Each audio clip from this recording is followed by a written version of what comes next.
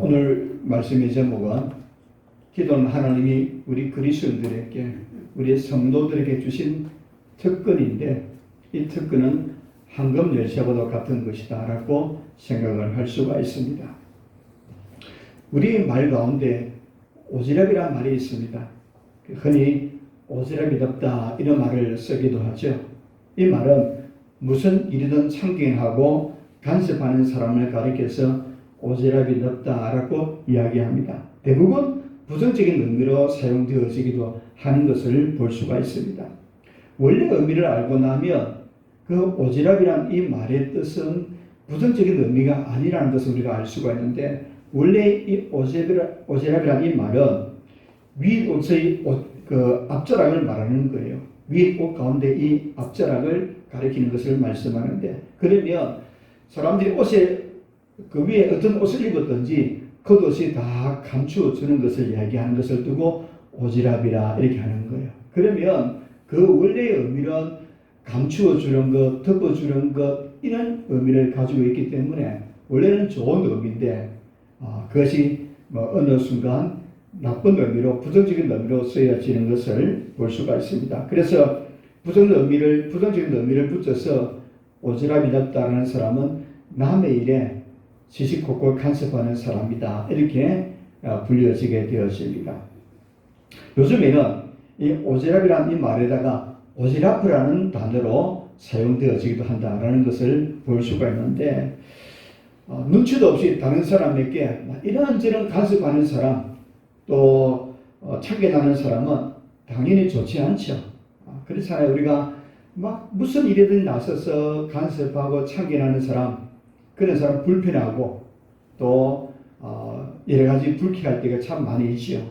또 상대방에게 부담을 주기도 하는 것을 볼 수가 있습니다. 그런데 기도의 오지랖이 넓은 사람은 다르다는 거예요. 그냥 다른 사람에게 참견하고 간섭하는 사람은 불편하고 또 부담을 주는 사람이지만 기도하는 오지랖이 넓은 사람은 기도는 나 혼자 하는 것이잖아요. 다른 사람이 부담을 주지 않는 거예요. 이웃을 위해서 기도할 수 있고 이웃이 문제를 두고 기도할 수 있고 이웃의 아픔을 두고 기도할 수 있는 것 아무런 부담이 되지 않는 일이기 때문에 기도의 오지랖이 넓다라고 하는 것은 굉장히 좋은 의미로 사용될 수 있다고 생각을 할 수가 있습니다. 성경은 또 이런 사람들을 적극 장려하기도 하고 이런 사람들을 좋아하기도 한다는 것을 볼 수가 있습니다. 그런 사람이 기도를 두고 흔히 중보기도다 이렇게 부르게 되었습니다. 물론 예수님이 하시는 중보기도와 우리가 하는 중보기도는 큰 차이가 있습니다. 예수님은 우리의 구원자로서 하나님 보좌 우편에 계시면서 우리를 위해서 기도하신다라고 말씀하고 계십니다. 로마서 8장 34절에 보니까 죽으실 뿐 아니라 다시 살아나신 이는 그리스도 예수시니 그는 하나님 우편에 계신 자요 우리를 위하여 간구하시는 자시니라. 예수님은 지금도 하나님 보좌 우편에 계시면서 우리를 위해서 기도해 주시는 거예요. 우리가 믿음으로 잘 살도록 우리가 하나님 앞에서 말씀 가운데 살도록 또 하나님이 주시는 언약의 말씀을 따라 살아감으로 믿음의 복을 받도록 우리 예수님께서 하나님 보좌 우편에서 저와 여러분을 위해서 지금도 기도하고 계신다는 거예요. 이 예수님의 기도가 우리의 중보 기도는 좀 다르다는 겁니다. 우리 그리스도인이 하는 중보 기도는 이런 것이라고 생각을 해볼 수가 있습니다. 예를 들어 내게 친구가 하나 있는데 내 능력으로 도와줄 수가 없는 거예요. 그래서 아버지에게 부탁을 하는 겁니다. 예를 들어 중학교 아들이 있는데 이 중학교에서 어느 날 수학여행을 간다는 거예요. 근데 한 친구가 수학여행 경비를 댈 능력이 안 되는 거예요. 그 과정이 너무 어려워서 친구가 너무 딱해서 자기가 도와주고 싶은데 자기는 능력이 안 되는 거예요. 그래서 아버지에게 아버지 내 친구가 이런 어려운 상황이 있는데 좀 도와주세요라고 부탁을 하는 겁니다. 그래서 아버지는 아들을 사랑하는 마음으로 흔쾌히 허락을 하는 거예요. 그래서 본인의 이름을 밝히지 않고 은밀하게 대답을 해주는 겁니다. 그러면 한개 즐거운 수학여행을 할 수 있는 거죠. 이런 것을 두고 중보기도다라고 하는 거예요. 이런 중보기도에는 도구라고 하는 의미가 있는데 디모데서 2장 1절에 보니까 그러므로 내가 첫째로 권하노니 모든 사람을 위해 간구와 기도와 도구와 감사를 하되, 여기 보니까 기도의 종류를 여러 가지로 말씀해 주고 있는데, 첫 번째 기도는 하나님과 나누는 일상적인 대화, 우리가 일반적으로 기도한다라고 하는 그 내용을 두고 기도다 이렇게 부를 수 있는 겁니다.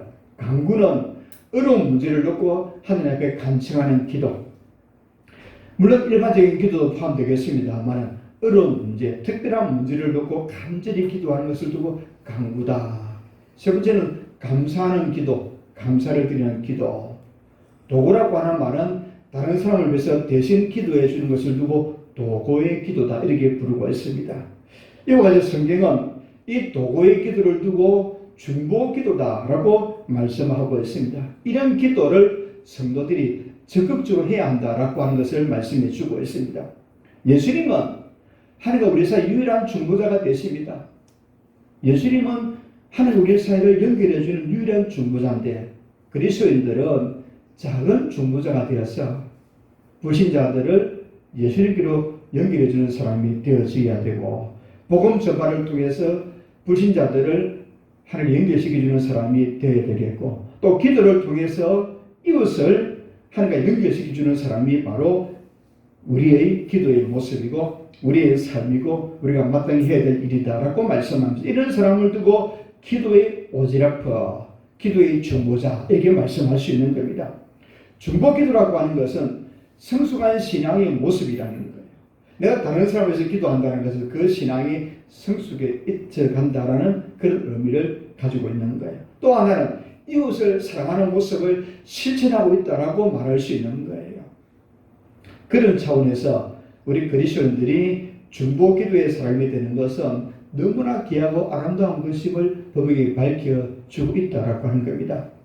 나 자신을 위해서 기도하는 것은 물론이지만 남을 위해서 적극적으로 기도하다 보면 나를 위해서 기도하는 시간이 5분 10분도 되지 않지만 다른 사람을 위해서 기도하다 보면 기도의 시간이 자연스럽게 길게 되어지는 거예요. 그렇잖아요. 나를 위해서 할 수 있는 기도는 한계가 있어요. 짧은 기도의 내용이지만 거기다가 기도의 폭을 넓혀가는 거예요. 이웃을 생각하고 친구를 생각하고 부모님을 생각하고 어떤 형제를 생각하고 뭐 여러 등등 이런 것을 생각해 보면 기도의 시간이 자연스럽게 길어지겠죠. 당연한 거잖아요.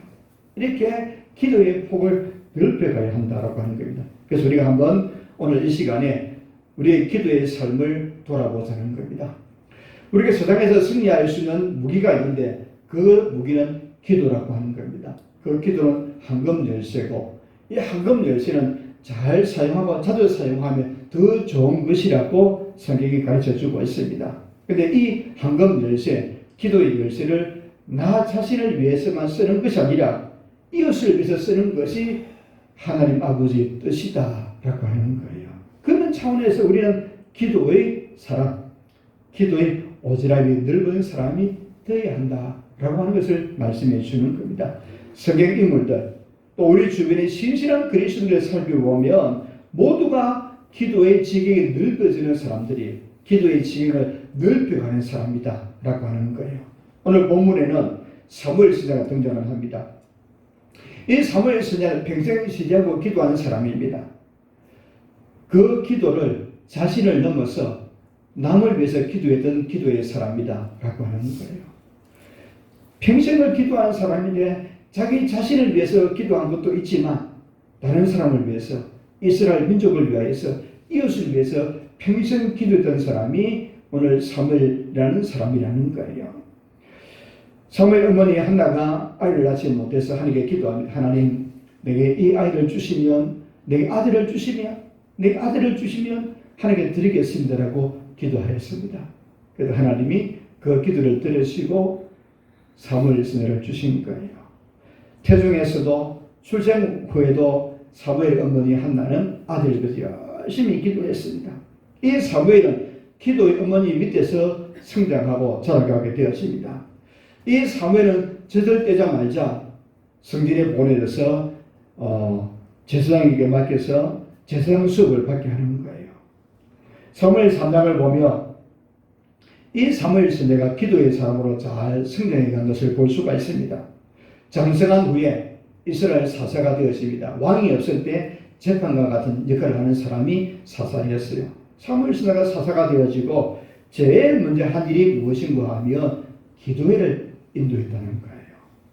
사무엘상 17장을 보면 이스라엘 백성들 미스바에 모여서 지난날의 죄를 회개하고 하나님의 은혜를 사모하면서 기도회를 열었어요. 그러자 그 당시 이스라엘 위협적인 나라가 블레셋이었는데 이 블레셋 민족들이 이스라엘 백성들이 미스바에 모였다는 이야기를 듣고 침략을 해오는 거예요. 사무엘 시대는 이스라엘 백성과 함께 기도했고 또 백성들을 위해서 기도했습니다. 미스바에 모여서 기도를 하고 있는 이 이스라엘 백성들 무장도 하지 않았어요. 아무런 전쟁 준비도 하지 않았는데 블레셋이 쳐들어온 거예요. 그때 큰일 날 상황, 위협적인 상황에서 사무엘 선지자가 기도하는 겁니다. 하나님 이 민족을 도와달라고, 우리를 불쌍히 여겨달라고 간절히 기도하였더니 하나님이 큰 우레를 보내서 블레셋 군대를 혼란스럽게 하고 그리고 이스라엘에 들어가서 싸워서 대성을 거두게 되었습니다. 그리고 그때 세운 성전 기념비가 에베네셀 도움의 돌이라고 하는 기념비를 세우게 되었습니다. 하나님은 응답하시고 도와주신 은혜로 승리했다라고 기억하고 감사의 기념비를 세우게 되었습니다. 그 후에 사무엘의 사사로 있는 날 동안 이스라엘 땅에는 평화가 있었더라고 말씀합니다. 사무엘상 10장 14절에 보니까 이스라엘이 그 사방 지역을 블레셋 사람들의 손에서 도로 찾았고 또 이스라엘과 아모리 사람 사이에 평화가 있었더라. 사무엘 선지자가 이스라엘 사사로 있는 날 동안 이스라엘 땅에는 평화가 있는 거예요. 왜 그랬습니까? 기도하는 사무엘, 기도하는 사람이 있었기에 그 이스라엘 땅에 평화가 지속되더라고 말씀해 주고 있습니다. 이제 세월이 흘러서 사무엘이 나이가 많아 늙었어요. 이제 사사로서 또 선지자로서 활동을 할 수 없을 만큼 기력이 차여져 간 거예요. 백성들이 사무엘 선지자를 찾아와서 왕을 세워달라는 거예요. 물론 그 이유는 여러 가지가 있습니다.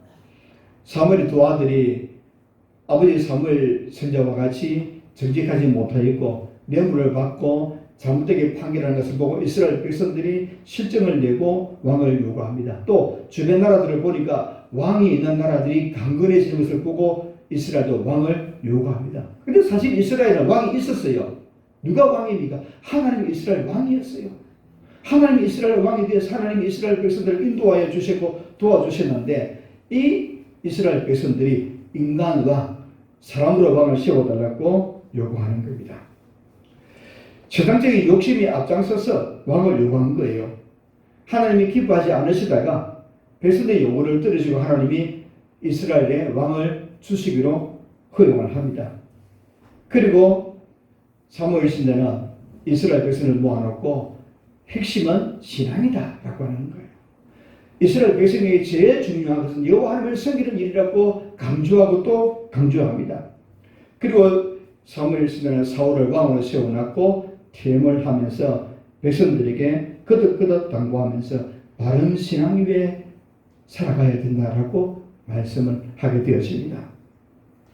인간 왕을 세운다 해서 나라가 번성하는 것이 아니라 이스라엘의 미래는 하나님과 어떤 관계를 가지는가가 더 중요하다고 사무엘 선지자가 이스라엘 백성들을 모아놓고 당부하는 겁니다.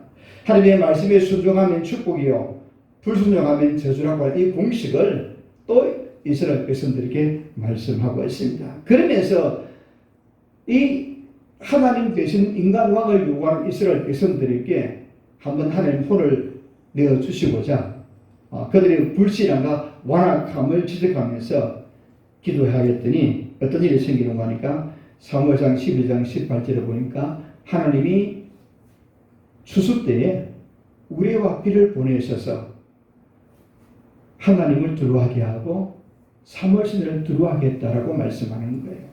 추수 때 이스라엘에는 우기가 있고 건기가 있는 거예요. 우기 때는 비가 오지만 건기 때는 비가 오지 않습니다. 또 특별히 추수 때는 추수를 거둘 때는 비가 오지 않는 때예요. 추수 때 비가 오면 어떻게 되겠습니까? 곤란하잖아요. 하나님이 이 추수 때에 큰 비를 내린 거예요. 이스라엘 백성들이 한 번도 경험하지 못한 일이에요. 추수 때 비가 온다. 상상하지 못한 일이에요. 비 한 방울 내리지 않은 그 계절을 수없이 지나왔는데 마침 사무엘 선생가 기도하니까 하나님이 큰 비를 보내는 거예요. 이스라엘 백성들이 두루 벌벌 떠는 거예요. 아, 하나님이 우리에게 기적을 베푸셔서 우리의 죄를 책망하기 위함이구나. 이렇게 생각을 하고 잔뜩 겁을 먹고 사무엘 선지자 앞에 가서 싹싹 빌면서 하나님께 용서를 구하고 도와달라고 기도하는 겁니다. 그런데 사무엘상 12장 19절에 그래요. 모든 백성이 사무엘에게 이르되 당신의 종들을 위하여 당신의 하나님 여호와께 기도하여 우리가 죽지 않게 하소서. 우리가 우리의 모든 죄에 왕을 구하는 악을 더하였나이다. 이렇게 이스라엘 백성들이 왕을 구하는 죄를 범하였고 평소에도 잘못한 것을 용서해달라고 사무엘 선지자에게 기도를 부탁을 하는 겁니다. 사무엘 선지자는 그 이스라엘 백성들의 마음을 보고 그들의 마음을 달래주는 겁니다. 그리고 다시 한번 당부합니다. 쓸데없이 겉은 우상 앞에 절하지 말고 오직 하나님만 섬기고 하나님을 잘 섬기면 하나님이 이 백성을 반드시 복주시고 복주신다고 말씀해 줍니다. 그리고 이 사무엘 선지자가 이렇게 이스라엘 백성들이 죄를 회개하고 하나님의 도움을 구할 때 사무엘 선지자가 이제 사사직을 퇴임하면서 사울 왕에게 통치권을 이양하면서 두 가지를 약속하는데 오늘 보면 23절에 보니까 이렇게 말합니다. 나는 너희를 위하여 기도하기를 쉬는 죄를 여호와 앞에 결단코 범하지 아니하고 선하고 의로운 길을 너희에게 가르칠 것인자. 두 가지를 말씀해 주고 있습니다. 사무엘 선지자가 사사직을 선자직을 퇴임하기는 하지만 두 가지를 하겠다는 거예요. 하나는 기도하는 일을 끊임없이 하겠다는 거예요. 또 하나는 가르치는 일을 계속하겠다고 말씀해 주고 있습니다. 사무엘 선지자가 얼마나 기도의 사람인가를 오늘 본문이 보여주는데 그는 기도를 쉬는 것을 죄라 생각을 했어요. 기도하지 않는 것을 죄라고 여길 정도로 사무엘 선지자는 기도하는 사람이다 라고 하는 것을 우리에게 보여주고 있습니다. 자신을 위한 기도가 아니라 이스라엘 백성을 위한 기도. 정말 사무엘 선지자야말로 기도의 사람이고 기도의 오지랖이었고 기도의 중보 기도의 사람이었음을 보게 되었습니다. 혹시 이스라엘 백성이 잘못될까 끊임없이 기도하겠다는 겁니다. 정말 사무엘 선지자는 이스라엘 백성을 너무나 사랑하는 사람인 것을 볼 수가 있습니다. 이렇게 하나님을 경외하는 사람은 마땅히 이웃을 사랑해야 됩니다. 예수님이 이렇게 말씀합니다. 이웃을 내 자신과 같이 사랑하라. 위로는 하나님을 사랑하고 아래는 사람들을 이웃을 내 몸같이 사랑하라. 이 사랑에 대한 계명을 주셨습니다. 하나님을 사랑하고 이웃을 사랑하라고 말씀해 주셨습니다. 우리가 기도 생활에서 이웃 사랑을 실천할 수 있다고 하는 겁니다. 내 자신에게 문제가 있으면 간절히 기도해야 됩니다. 이웃을 위해서도 내 자신의 문제인 것처럼 간절히 기도하는 사람이 되어야 한다는 것을 가르쳐 주시는 거예요. 내 자신을 위해서는 정말 밤낮 부르짖을 수 있고 기도할 수 있는데 이웃을 위해서도 그렇게 기도하는 사람이 되어야 한다는 거예요. 그것을 두고 이웃을 사랑하는 사람이다. 이웃을 내 몸같이 사랑하는 사람이다 라고 하는 거예요. 이웃을 내 몸처럼 사랑하는 사람. 이웃의 문제를 두고 간절히 기도하는 사람이 되어야 한다라고 하는 겁니다. 여러분, 이웃을 향하여 말로 위로할 수 있고 돈으로 위로할 수도 있습니다. 더 귀한 것은 복음을 전해주는 것, 기도하는 것, 더 귀한 거예요. 더 값진 것이라는 겁니다. 오늘 우리가 다시 한번 이웃을 사랑하는 가장 좋은 길이 무엇인가? 복음을 전해주는 것이고 그들의 영혼을 위해서 기도해 주는 일입니다. 이 일을 잘 감당할 수 있는 우리 모두가 되셔서 우리의 기도를 통해서 이웃을 하나님께 연결해 주며 그런 연결고리가 되어 저와 여러분 되기를 주님의 이름으로 축복합니다. 그러면 가장 좋은 이웃 사랑의 실천은 기도의 범위를 확대해 가는 거예요. 가까운 이웃에서 먼 이웃까지 확대하며 그들을 위해서 기도하는 겁니다. 그것을 두고 기도의 지경을 넓히는 것이다 라고 말할 수가 있습니다. 기도는 내 중심으로 해서 기도를 해야 됩니다. 그래서 기도의 동심은 내가 있고 또 그려가고 또 그려가고 그려가면서 끊임없이 기도의 동심원을 넓혀가는 거예요. 문제는 내 자신을 위해서 기도해야 됩니다. 나도 중요하기 때문에. 그리고 누구를 위해서 기도해야 되겠습니까? 가족을 위해서 기도해야 된다는 겁니다. 가족을 위해서. 가족을 위해서, 자녀를 위해서 도시락을 채워주고 가방을 챙겨주고 다 할 수 있어요. 더 중요한 것은 무엇이겠습니까? 기도해 주는 거예요. 다른 거 다 챙겨줘도 기도를 빼먹으면 제일 중요한 것을 빼먹는 거예요. 성경에 보면 자식을 위해서 기도한 사람들의 이야기가 성경에 참 많이 나옵니다. 예를 들면 마가복음 5장에 보면 야이로가 그의 딸이 병들어 죽게 됐을 때 예수님을 찾아와서 도와달라고 간청하는 겁니다. 이제 야이로가 예수님을 만나서 우리 집에 딸이 죽게 되었으니 주님이 오셔서 기도하여 주시고 도와달라고 간청하여서 함께 예수님과 야이로가 집으로 오고 있는데 야이로의 집에서 사람들이 와서 딸이 죽었다는 거예요. 야이로가 생각하기를 예수님 딸이 죽었으니까 더 이상 예수님이 필요 없습니다라고 이제 갈 길을 가자는 거예요. 그때 예수님께서 이렇게 말합니다. 해당의 야이로에게 들어가지 말라.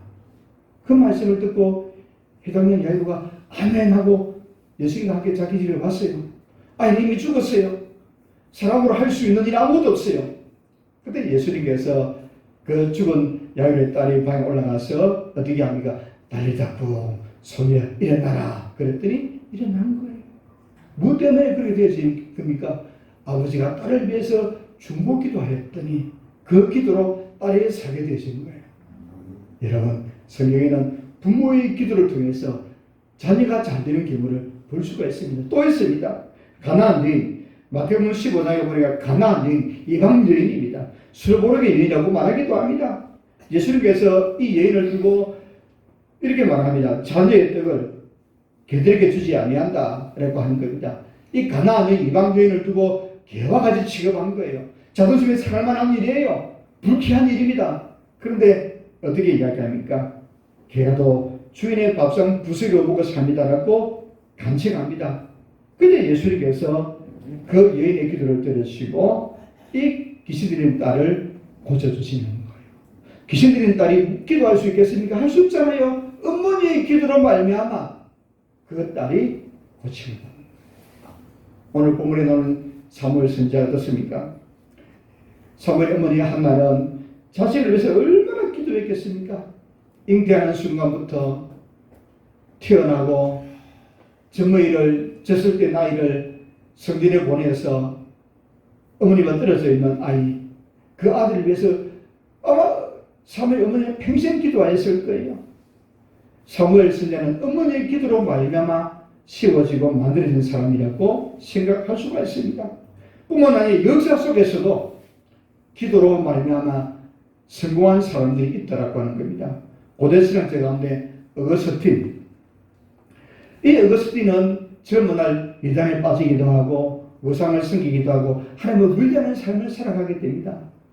그러나 그의 어머니 모리카는 그 아들을 위해서 끊임없이 기도하였더니 어느 날 이 아들이 회심하게 되는 거예요. 그리고 그 아들이 베나에서 훌륭한 신학자가 되어지고 교회 역사에서 정말 그 이름을 빼놓을 수 없을 만큼 훌륭한 신앙의 사람이 되는 겁니다. 무엇 때문에? 어머니의 기도 때문에 이 어거스틴은 젊은 날 허송세를 보냈던 그 삶이 하나님의 귀하고 존귀하게 쓰임받는 사람이 되었다라고 전해지고 있습니다.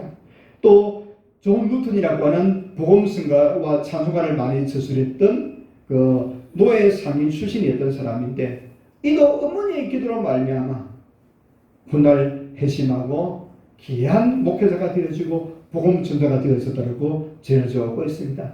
또 미국의 11대 대통령 아브라함 링컨, 그 역시 어머니의 기도로 말미암아 훌륭한 믿음의 사람이 되었다라고 역사가들은 그렇게 증거하고 있습니다. 이렇게 우리는 성경 인물의 역사 인물 속에서 그들의 이야기만 듣고 흘려보내는 것이 아니라 우리가 어떻게 되겠습니까? 아, 기도하는 어머니, 기도하는 부모가 있을 때 자녀들이 잘 되는구나.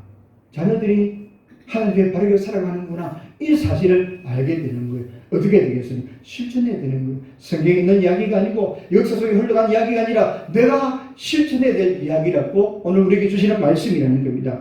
우리 하나님은 자녀를 위해서 기도하면 우리 자녀를 책임져 주시겠다고 말씀하고 있습니다. 눈물로 기도하는 부모가 있으면 자녀가 결단코 잘못되지 않습니다. 아멘. 눈물로 기도하는 부모가 있으면 그 자녀는 절대로 잘못될 일이 없다라고 하는 거예요. 당장에 마음에 들지 않아 연매가 되는 일도 있을 수가 있어요. 그럴 때도 역시 기도하는 겁니다. 기도하다 보면 세월이 가다 보면 하나님이 다 해결해 준다는 거예요. 기도의 끈을 놓지 않는 부모가 되기를 주님의 이름으로 축복합니다. 또 하나는 부부도 마찬가지입니다. 부모를 위해서도 기도해야 된다는 겁니다. 사랑한다고 하면서 서로 기도하지 아니하면 그 사랑은 말로만 하는 사랑이다 라고 할 수 있어요. 어떤 목사는 이런 간증을 했어요. 자기 교회 한 여집사님이 남편이 예수를 안 믿는 거예요. 그래서 이 여집사님은 늘 새벽에 오면 남편을 위해서 눈물을 흘리며 기도하는 겁니다. 금식해도 잘 안 되고 오랫동안 기도도 잘 안 되는 거예요. 남편이 요지부동인 겁니다. 문득 이 여집사님이 한 가지 생각이 떠오르는 거예요. 새벽 기도 갈 때 남편 구두를 가지고 간 거예요.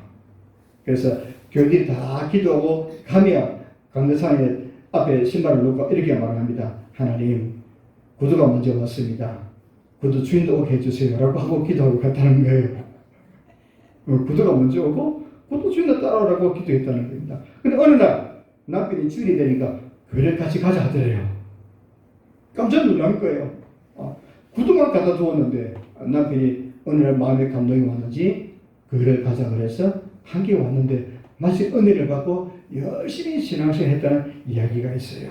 사랑하는 여러분, 남편을 위해서, 아내를 위해서, 부부를 위해서도 기도해야 한다는 겁니다. 또 이제는 가족을 넘어서 교회와 성도들을 위해서 기도해야 한다는 겁니다. 우리가 교회 모든 사역에 함께 다 참여할 수가 없어요. 모든 일을 다 할 수가 없는 거죠. 그렇지만 기도할 수가 있어요. 기도 자체가 교회 사역이고 일하는 거예요. 기도하는 사람은 교회 일을 열심히 하는 것과 똑같다라고 할 수 있어요. 기도가 얼마나 중요한지 몰라요. 여러분, 주보에 보면 소식날에 간혹 어느 누가 병을 입원했습니다. 기도해 주세요 그러죠. 기도의 제목이잖아요. 얼마나 중요한 겁니까? 또 우리 주보에 보면 뒤에 보면 선교사와 협력하는 교회 기관들이 있어요. 이건 주보가 무엇입니까? 기도 책과 같은 거예요. 그러면 또 우리 주보에 보면 담임 목사도 있고 장로님도 계시고 또 원로 장로님도 계시고 우리 장로님들이 또 교회를 섬기는 일에 잘하게 해달라고 기도하시는 거죠. 기도 제목이 늘어났잖아요. 나를 중심으로 또 부부를 위해서 또 교회를 위해서 성도를 위해서 기도 제목이 좀 늘어났지요.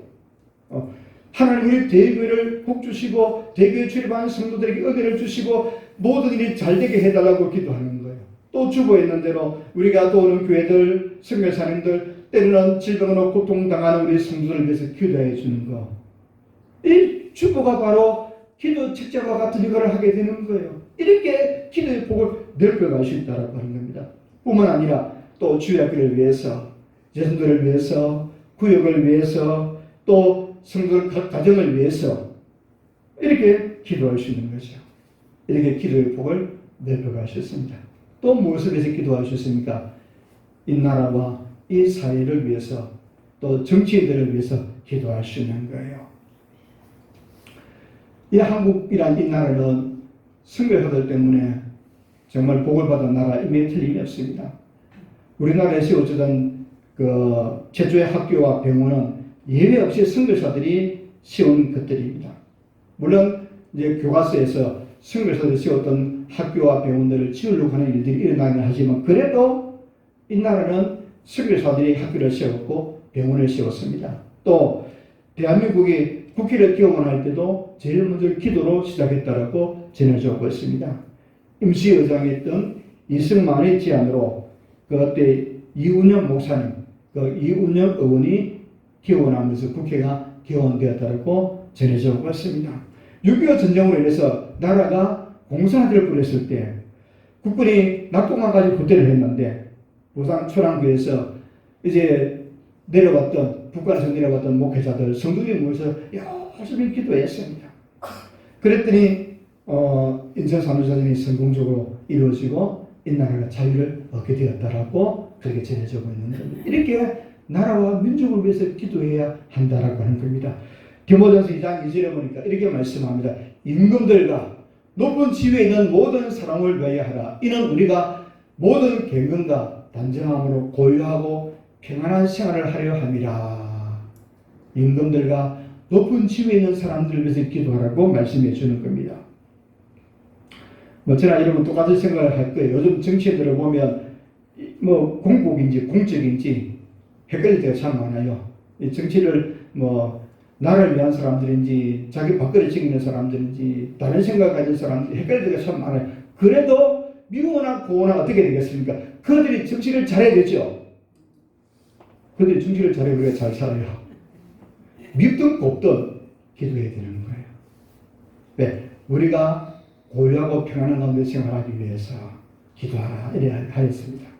그래서 우리는 정치인들을 위해서, 대통령을 위하여서, 국회의원들을 위하여서, 또 우리가 있는 군수님을 위하여서 모든 공직자들을 위해서 기도해야 되는 겁니다. 그들이 바르게 정치하도록 하나님의 도와달라고 기도해야 한다는 겁니다. 그럴 때에 이 나라가 평안해지고 고요해지고 우리가 안전한 삶을 살아가게 된다라고 말씀해 주고 있습니다. 말씀을 맺겠습니다. 기도는 하나님 우리에게 주는 귀한 특권입니다. 황금 열쇠와도 같은 것입니다. 활용하지 않으면 나만 손해보는 거예요. 나 자신을 위해서 많이 기도해야 됩니다. 여러분 자신을 위해서, 영적 성숙을 위해서, 내 속에 성령이 충만하기 위해서, 내 속에 주의 영이 충만하고 내 속에 예수님이 나의 삶이 주인이 되어지기 위해서 끊임없이 기도해야 됩니다. 제가 지난 목요일에 문자를 보낸 것처럼 우리 속에 가면을 벗어버리고 진실한 신앙의 사람을 위해서 끊임없이 기도해야 한다는 겁니다.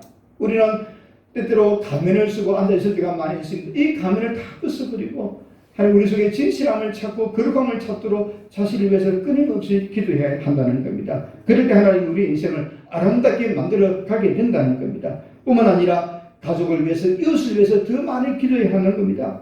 가족뿐만 아니라 교회를 위해서, 이 나라를 위해서, 이 민족을 위해서도 끊임없이 기도해야 한다는 겁니다. 아무쪼록 나를 위한 기도, 남을 위한 기도를 균형 있게 함으로 말미암아 갈수록 복되고 아름다운 삶을 살아가는 기도의 사람, 기도의 오지라프가 되어지는 우리 모두가 되시기를 주님의 이름으로 축복합니다.